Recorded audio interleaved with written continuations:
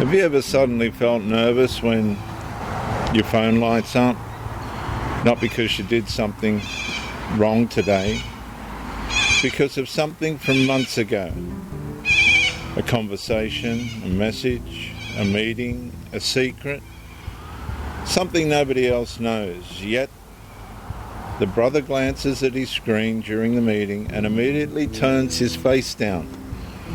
Across the hall, a married sister notices another publisher avoiding eye contact. Neither speaks, but understand why, exactly why. Both understand why. At first, nothing appears different. Comments continue, children answer.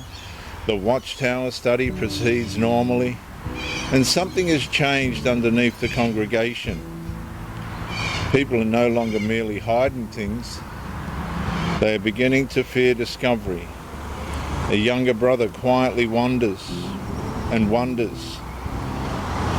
whether someone saw him leave with an older married sister after the assembly.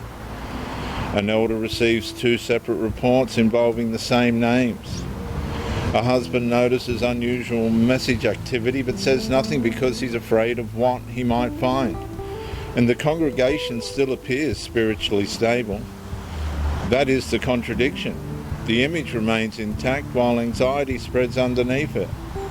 The Watchtower self keeps protecting appearances, and the real self starts calculating consequences. Lust becomes fear, fantasy becomes panic, secrecy becomes vigilance, hidden appetite becomes exposure before management. A publisher who privately fights pornography suddenly becomes obsessed with clearing browser histories. Someone who enjoyed congregation gossip begins worrying about their own reputation. A brother who quietly manipulated congregation finances starts wondering who else knows. And the hidden life no longer feels exciting. It feels dangerous. And the atmosphere becomes saturated with uncertainty. Who knows? Who suspects? Who has something? Who has already spoken?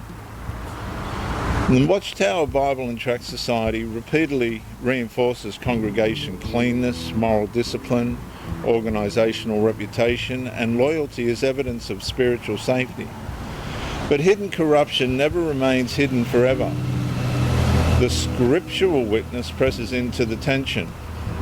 Luke 8:17 says, "Nothing secret remains concealed permanently." Ecclesiastes 12:14 declares every hidden thing comes into judgment. Ephesians 5:13 says light exposes what darkness protects. But the closing prayer begins. A brother bows his head, a sister closes her eyes. Several people silently wonder the same thing. Not whether sin exists, whether the next exposure will involve them. And somewhere beneath the captivity, somewhere beneath the carefully maintained spirituality, the congregation starts realizing the light is moving closer than anyone actually expected.